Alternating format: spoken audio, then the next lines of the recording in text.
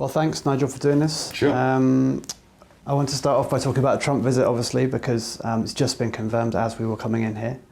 It's obviously something I imagine you are very supportive of. Yeah, a bit late. Yeah. Hell of a long time coming.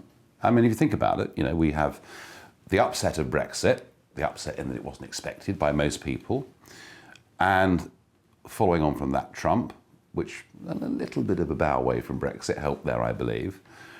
But we have an American president who likes this country, who is half British, who supported Brexit, who said, really early on, hey, there's so much more we can do together in trade, etc. So I thought there was this amazing opportunity for the Atlantic to get a bit narrower. And it hasn't. It just hasn't. And of course, the non-visit from Trump, well, partly it's to do with the virtue signalling of our own political establishment. I mean, the Speaker of the House of Commons for 800 years has been neutral. Not this lot. Not John Bercow. Give some ridiculous speech about why he would stop President Trump setting foot on the parliamentary estate. Then we got the Mayor of London, who's obsessed with Trump. Knife crime doesn't seem to be as important to him. God knows why. We've just overtaken New York in the murder league. I guess him being a Muslim probably has a...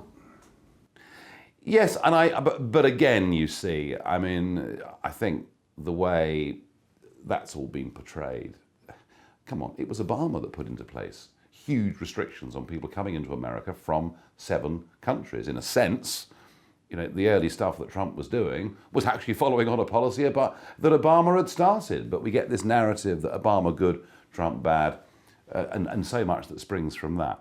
So I think it's regrettable. I think, Mrs. May has said some negative things about him, under pressure. The British ambassador, well, there's no point in them even meeting. Sir Kim is a great globalist.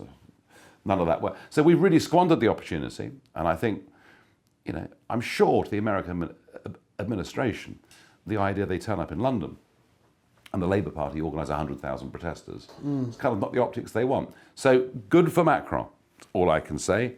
Stolen a march on us, Bastille Day, red carpet rolled out for the president. We are looking flat-footed, to say the very least. So, hey, I'm pleased at last he's coming. It'll be a working visit, from what I can understand. Better late than never. You mentioned the word globalist. I'm just interested in that. I mean, what do you mean by globalist?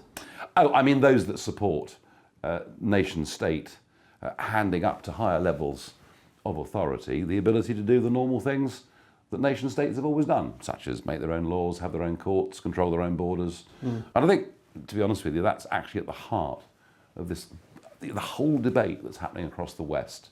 Either you believe in the nation-state or you believe in the higher global order. And that, to me, now is the defining point of everything. But isn't Macron a globalist? Yes. He's called a globalist. Yes, oh, absolutely. I mean, Macron is, hugely pro the European project. He's calling for many more powers to be centralised in Brussels, powers taken from the member states. So yeah, I completely disagree with him on that. I mean, in many ways, he's the European Union's last hope. He's the only good result they've had in the last 2 years. All the other results have been horrible. And of course, you had lunch with him recently, so how did that go? I did, yeah. He came to the European Parliament. I'd not met him before, so I met him and chatted with him. Very personable, interesting actually. Speaks with a lot of passion. He's an operator. Right. He is an impressive operator. He's also doing some things in France that are really quite interesting. He's taking on the trade unions. Yeah. And he's looking to try and reform taxes, to stop sending a message to big earners that the best thing to do is leave France. So there's an interesting combination of things that he's doing. But I think on the big European stuff, I think he's barking up the wrong tree. I think they all are. I think if you look at everything from Italy to Hungary to what's happening, I believe that the Brexit Trump phenomenon of 16, that revolution is still rolling. It's interesting to hear you link Brexit and Trump, and of course that link has been made many times, but I mean, do you think that Trump could have been elected without Brexit? I think Brexit was a tremendous help. I think Brexit sent a message that, even if on the eve of poll, the Huffington Post tell you there's a 98.1% chance of Hillary winning, just ignore it and go out and vote for what you want. If it's change you want, go out and do it. So yeah, I think Brexit did make a difference. I also think Brexit had an astonishing effect on America. I just can't believe there I was at Cleveland. I went over for the Republican conference, their adoption of Trump as the candidate. And I'd wanted to go to one for 40 years. For 40 years, I watched the balloons, the ticker tape, thought, wow, this looks really exciting. And I was just stunned in Cleveland that, taxi drivers, people in the bars, the restaurants would say, hey, you're the Brexit guy. So how's that all working out? And some thought, yeah, you should have done this years ago. Others thought, wow, but isn't it? People were genuinely interested. And we kind of get this impression often that people in America don't care what's happening in the rest of the world. Well, certainly with Brexit, that was not the case. I find that interesting, actually, because in the UK, of course, you've said, I've read pieces where you've said that you've had problems with people being quite nasty to you on the street or whatever because of what happened in Brexit. Is that still that started back in 2013. Right. If you challenge the establishment, and by God, I did challenge the establishment on a number of, not just on the European question or borders, but on a number of policy areas. If you directly challenge the establishment, and if you help to set up and build a vehicle that starts to take votes away from them in insignificant numbers, they don't exactly come out with a tray of drinks for you. No. And so what we've had here is, in soccer terms, going for the man and not the ball. So rather than dealing with an argument that I might make on the television, on the radio, in the European Parliament, wherever, rather than coming back and trying to counter the argument, Farage says this because he's an extremist. I've been called everything, actually, homophobe, everything. List as long as your arm. Islamophobe, have you been called that? Oh yes, oh God, yes, thank God. I'd be very upset if that wasn't on the list. And now anti-Semite.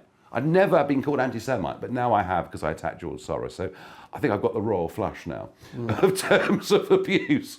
And when you really think about it, actually, the things I was campaigning for were far from extreme.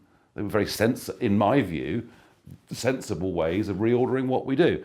So yes, we have finished up with a percentage of the population hating me because they've been told this is what this guy stands for. So that's been difficult, and I haven't had that in America.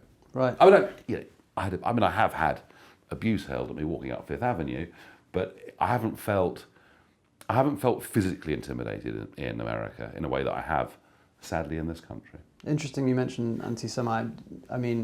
I don't think it was just the Soros stuff. It was also your comment on LBC about... dealing with a virulently anti-Semitic caller. The Jewish lobby. Yeah, the anti-Semitic caller who said, well, I don't think it was the Russians that influenced it, it was the Jews. The Jews got Trump elected, to which I say, well, there is a Jewish lobby and it's well organised and they're very professional, but not for one moment do I think they influenced the election result. So it was taken out of context? Wildly. Yeah.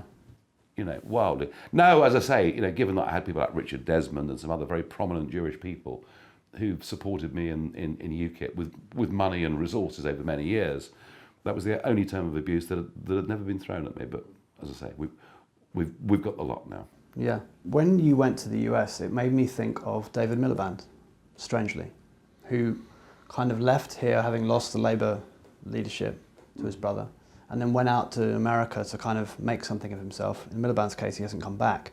Now, talking about the fact you were unpopular here, maybe on the streets or whatever. No, I'm wildly popular here. Right. I'm probably the most popular political figure. So it wasn't like making. There are millions of people out there that love me and want to buy me a drink and want photographs and won't let me be without talking to me or having selfies. But equally, there is, and it's more of an urban phenomenon than it is a small market town or rural phenomenon, but it is in the big cities where life is quite difficult. Yeah. Tell me what you're up to in America. Just give us a kind of what you were doing. You were talking at some universities, I believe. Yeah, it's really interesting. One of the things that really I don't get is what I see as the assault on critical thinking through much of our educational establishments. Namely, here's an issue or a problem. Here are two alternative ways of approaching that problem. They're both perfectly viable opinions, and you're 20 years old, you're big enough and ugly enough to make your own mind up and work out what your view is. That is what classic critical thinking has been about, and I sense there's far less of that now. There's no platforming kind of culture, you mean? Yeah, here's a problem, here's one view, which is really nice and cuddly, and if you have this view, you're almost a Nazi. And that's been going on. So safe spaces, no platforming, a lot of that going on in universities here, America. So when perchance, some people in Colorado put this plan to me that I would debate against the former Mexican president, Vicente Fox, who, is a bit of a character and really good fun. And we'd tour around some universities. I really jumped at the chance. I thought it was a really good thing to do. Interesting. The last university we spoke at, when we got there, the security said, well, there is a protest going on outside. Fine. So we're just going to get you in through this door. And, normally with these things, it's about conflict avoidance. Tell you what was funny, it wasn't the students protesting, it was the professors. I can let you have the pictures, holding up their boards, no to Farage, no to bigotry. And I thought, wow, that's where the problem is. Everything I'd thought about the way young people are being taught in educational establishments was really borne out to me on that day. So we've got a big problem with this, and it needs to change. Mm. Are you a bigot? No. Are you Islamic phobic? No. Actually, I'm not sure I've been called that. It's worrying, isn't it? No, I'm not. As I say, my agenda actually is a very normal agenda. I mean, I was in business, and I'd supported Margaret Thatcher's modernisation and reforms of the economy. It was painful for some people, but it had to happen.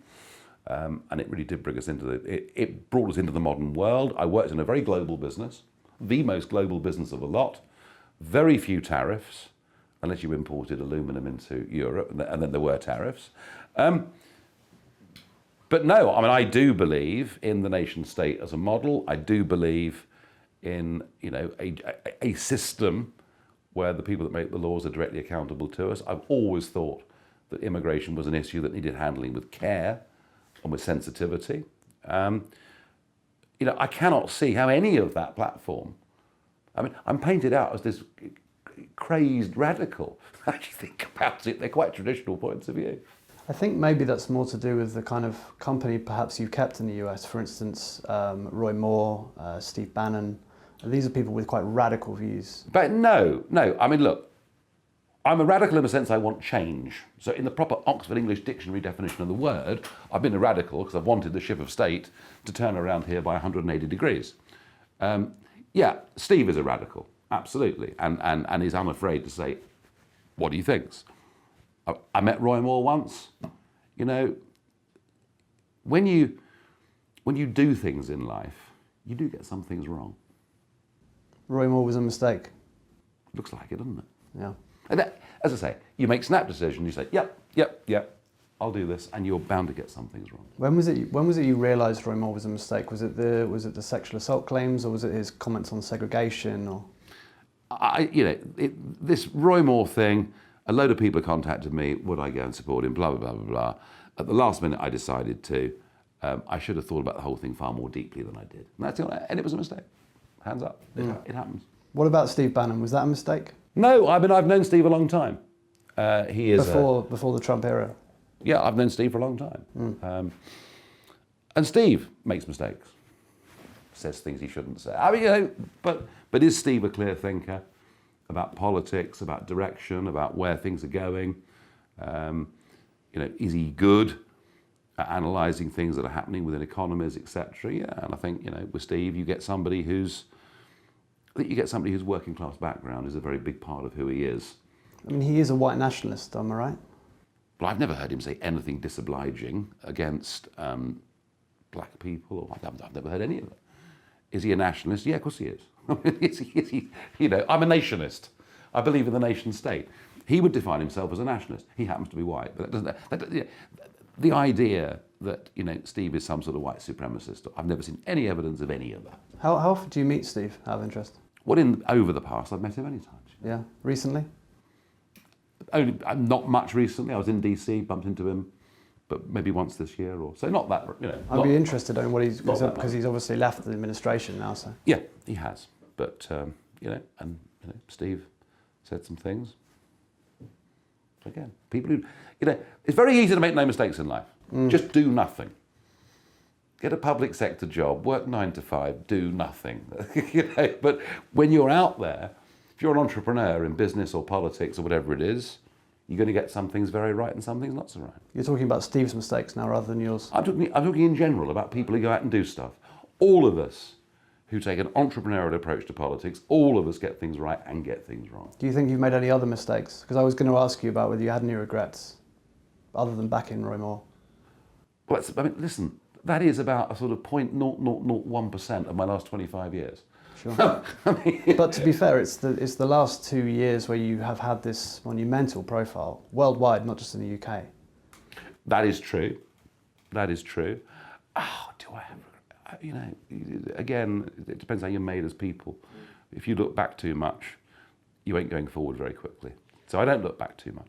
I'm interested in your scorecard on how you would rate Trump's first, and I wrote this down, I believe it is 1 year and 94 days in office.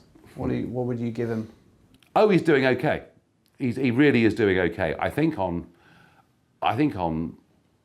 foreign policy in terms of America's position in the world, then it's a big 8. It's a big 8 out of 10. 8 out of 10. Yeah, because of I think I think what's happening with Korea, North Korea. I think persuading China to actually put the screws on when it comes to sanctions and everything. I think that's been very, very important. And I think generally, the way that he's carried himself has stunned people. In foreign policy? His physical presence. Right. He gets off an aeroplane in Beijing or in Riyadh or whatever it is. And I think everyone thought, it's going to be a disaster. But actually, it hasn't been a disaster. He has raised America's profile in the world. And he's not been afraid to say some tough things, which he did in Riyadh. Said some quite tough things. And hey, do you know what? There's now some real reform going on in that country. So I think he's done very well. So I think foreign policy has been very, very good. Domestic policy has been very difficult. There are some big wins. Clearly, tax reform is a very big win. Deregulation coming through various parts of the economy with supply-side reform, probably the biggest unspoken win, in terms of what it's doing for growth in the American economy. So they're all real positives. The negatives have been just getting tied down with a media that hate him, although you could argue he hasn't tried too hard with them, I suppose. No, that's probably it's been very confrontational, but good for business. Great for all you lot. It'd never be a better time. Yeah, he's been bogged down a bit with Mueller and this endless Russia stuff, and that's been very, very difficult. I am very thoughtful about the James Comey stuff. And I do understand that when you've got somebody there that's leaking, and they're leaking, your instinct is just to get rid of them. But it just might have been better, sort of keep him inside the tent rather than put him outside the tent. It's just a thought that I've got, perhaps on something that he could have done differently. But again, here's a guy that is out there, every day, whether it's on Twitter or saying stuff, and he's obviously going to walk into one or two storms along the way. But generally, no, it's been pretty good. Did you see him when you were last in Washington? Yes. No, time before. Okay. CPAC. CPAC, yeah. How did you have lunch or just pop? I met him. We sat down. We had a chat about things. He was on top form. Yeah. He was on good form. Yeah, I think he's kind of got used to being president. He likes it. He wants to run again. Really? Because there's a lot of speculation that he won't run again. Yeah, I know. I sense that he will. Yeah. Look, none of us know what's going to happen. No. Politics being what it is. But I think, provided the American economy is on course and continues as it is, perhaps even improves from where it is, then I think he'll run again. Interesting you mentioned Syria before, because of course Trump and Macron now have looked like they are taking a more robust policy to that conflict. But you mentioned that you wouldn't be in favour of... I'm worried about that. Yeah? Look, ISIS have used chemical weapons, are reported 52 times. The door is now open for ISIS to actually provide a feint, fire a couple of shells with chlorine gas in them, and goodness knows where we're going to be. So I'm concerned about it. Chlorine gas, so you think they were responsible for the attacks in Ghouta? No, I didn't say that. But I said now, look, we've done what we've done. We've said, the American administration have said locked and loaded. France and the United Kingdom are ready to go again. I just, I'm slightly concerned about that. Do you think that the Russian intervention has been a positive force in Syria? It's a really good question. And that depends whether you're looking at this, it depends which level you're looking at this on. I do take the view that extreme Islamic fundamentalism in the shape of ISIS is the great threat that we face looking ahead to the decades to come, and to see them being militarily beaten in the way that they are. It's not quite over, but it's almost over in Syria. Wouldn't have happened without the Russians. So I just think to myself, we've always had big differences, but I think we would have done better as you know, to recognise, we'd have done better to recognise that there are some big issues on which we have a shared interest with Russia. Instead, our foreign policy approach to Russia has been very confrontational. The desire of the European Union to expand, to take in the Ukraine, the implication that NATO membership would come with it, are things that have not helped this relationship. Now, that does not mean I like Mr. Putin, does not mean I'm going to buy an apartment in Moscow or any of those things. Excuse me, but I'm not sure we've handled it very intelligently. The Mueller investigation is obviously something that has very much gripped our readers. They're very interested in it. What's your feeling about it? I think it's going nowhere. I mean, how long has it been going on now? I think it's going absolutely nowhere. And I think it's a bit like Brexit, really, isn't it? There's quite a lot of people in DC just cannot accept the result that happened on November the 8th, 2016, and are hanging on and praying that something will come out of the sky that will bring the president down, and you can press the reset button and start again. I don't think it's going to happen, but I think it's all been pretty wearing. Have you been contacted by anyone on Miller's team? No, why? About your links with the Trump campaign, maybe you might know something, or they might think you know something? No. Because of course there was also these stories about the Russian influence in the Brexit campaign. Just laughable. Yeah. The Zinoviev letter, 1924, look it up. It was said that Labour won because of this intervention, and it proved to be a hoax, and so it will again. Do you think Putin is a force for good in the world? I think he's a very questionable human being. Morally, and in many other ways, very, very questionable. I would not take him home on a Sunday afternoon to meet mum for a cup of tea. But I think Russia is a strange country. I think our understanding of it's very limited. I think we underestimate how much more frightened of us they are. We underestimate that, and that's why this whole strategic idea of encroaching on their borders through the Ukraine, which if you think about it, really is what kicked off this whole new Cold War that we're in. I think we've misread it and that we've misjudged it. So no, I can't call him a force for good. I can say he's a clever political operator and manipulator. Clearly he is. But I can't call him a force for good. But when it comes to ISIS, what do we want to do? Do we really want to escalate this? I would have thought, actually, that's not really in our interests. But when you've got a leader using chemical weapons on his own people, it's difficult to justify not doing anything, right? Well, it was a red line, wasn't it, that was put down by Obama, and a red line that didn't get followed up. Yeah, chemical weapons are horrible, but then heavy, high explosive artillery shells are pretty horrible too, I think we should step away from geopolitics for a second, and I would like to ask you about Fox News and your... Yeah. I have to confess, I'm not entirely sure how often you appear, but you're on some sort of contract. I'm not sure how. A couple of times a week normally. Right. Depends. If there's a big story where, Brussels or London is very heavily in the news, it'll be more than that. Oh, so they're asking you more to comment on Europe rather than on American politics. Yeah, it's to put into American news shows perspectives on stories that are happening elsewhere and that are of interest to them. In turn, they will also ask questions. Well, how do you in the UK view this as happening in America, or how does Brussels view what's happening? So yeah, have I been asked in the last 24 hours about Macron's visit? I have. So that's the kind of way in which it works, and I'm very happy to do it. How do you think they see the UK over there?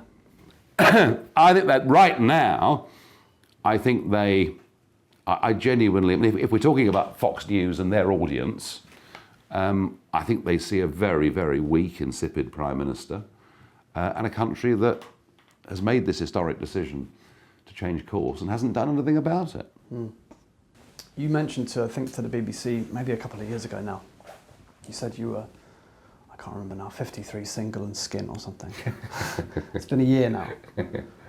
What are you up to now? What's next for you? So, actually, it's funny. I'm not leading a political party, but I'm still incredibly busy. I'm still leading a group in the European Parliament, so I'm back and forth to Brussels and Strasbourg, fairly regularly. Most weeks, I'm spending a couple of days there. I've just done this tour in the States, as I said to you. I'm a Fox News contributor. I'm doing a lot of talk radio. I've been doing LBC Monday, Tuesday, Wednesday, Thursday nights, and a 2-hour show on Sunday morning. And I've been to Prague, and I've been to various parts of Europe giving speeches about the future of Europe with political parties that I'm, aligned to. I'm not aligned to all the rebel movement, but I'm aligned to some of them. So kind of life's pretty busy. Pretty busy. Plus also, I still do a reasonable amount of UK normal news media, whether it's, breakfast television with Piers Morgan or whatever it may be. So, yeah, life is busy. And without life is busy, but without the responsibility and the pressures of running an organisation, which I did for years, where you are responsible for what somebody else says or does every single day, and not having to do that is a massive relief. So you see your future, where's Nigel Farage, a couple of years from now? You're pundit? I really, and no one believes this, but I really don't know. I've travelled optimistically, see what happens. Look, if they drop the ball on Brexit, if it doesn't happen, or they decide, actually, we're going to suspend Article 50 for a further couple of years, or the conclusion of it for a couple of years, then I would have no hesitation but to throw myself back into full-time campaigning right across the length and breadth of the United Kingdom. I would love doing it again. Being out on the road I would enjoy, because I love that stuff, that genuine, not false, but genuine public interaction and all that comes with it. I think I'm reasonably good at it. So I'd be very happy to go and do that again. But I'd rather not have to. Right. I'd rather think we'd fought that and we'd won and it's now time to move on. My sense of it right now is that we will leave on the 29th of March next year. I just think, the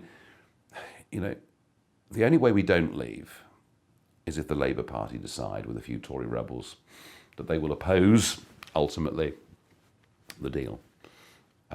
And I think for Corbyn, that's the end. 4.5 million Brexit voters who voted for Corbyn, exactly a year later, he can't afford to be seen to be betraying them. So I think we'll leave, probably on terrible terms, and probably wrapped up in a whole series of arrangements that mean we can't actually get the benefit out of Brexit that I'd hope we would. But I think we're going to leave. And in terms of the big historic, view of this period of time, leaving the Treaty of Rome is the big one. So I think we're, albeit not led very well, we're not going to sprint over the line. We will hobble over with a broken leg and 2 crutches, but I think we're going to get over. And broadening that a little to Europe, obviously Le Pen, who you initially supported, I've never supported Le Pen. I've never supported the Front National. I've never sat with them in the European Parliament. I've never ever supported them. And I certainly would never have supported them under the leadership of Jean-Marie Le Pen. But in the second round in France, I said, yeah, I'd vote for her. And of course, the choice of 2. Yeah, so what I mean is in Europe, is that trend, that anti-globalist trend, is that continuing, or did Macron and Merkel's re-election deal a bit of a blow to it? Oh, well, Merkel's re-election, look, she's a hugely weakened figure. And we now have the AFD, second luggage, who it's difficult sometimes, and I've got friends in the AFD who I like and I respect, and they're very, very brilliant, thoughtful people. And there are other bits of the AFD you think, all right, okay, how does this all fit together? How does it all work? And they've had one split, then another split. So it's quite complicated. It's quite difficult to put your finger exactly on what the AFD is at the moment. But it's a voice of opposition to the European project. It's now the second biggest party in Germany. Who would have believed that 5 years ago? As far as France is concerned, well, I thought Marine Le Pen was on course to get 40, 41, 42%, but the debate blew it for her. And that's why I said to you earlier, Macron's a clever operator. He's actually rather good. He psyched her out of that debate with gamesmanship beforehand. He did it very, very well. But Euroscepticism is still very much alive in France. You have Mélenchon, who was very much on the sort of hard left of politics, but taking a very sort of Tony Benn type principled position on European Union membership. And you've got the Front National, and about 3 other little Eurosceptic parties. So no. Italy, dramatic change in Italy. And it is a very dramatic change. I mean, when a stand-up comedian wins the election, you've got to ask yourself what's going on here. So obviously 5-star, which is really, above all, the 5-star vote is a cry for change. And then, of course, the Northern League, or now rebranded as the League, doing well. Salvini emerging as quite a strong political figure. Look at Swedish politics. Again, the Swedish Democrats from, pretty dodgy roots, to say the very least, shot to the top of the polls. They're now back a bit. Why? Because the rest of the establishment is now taking on their agenda. The same thing happened in the Netherlands last year.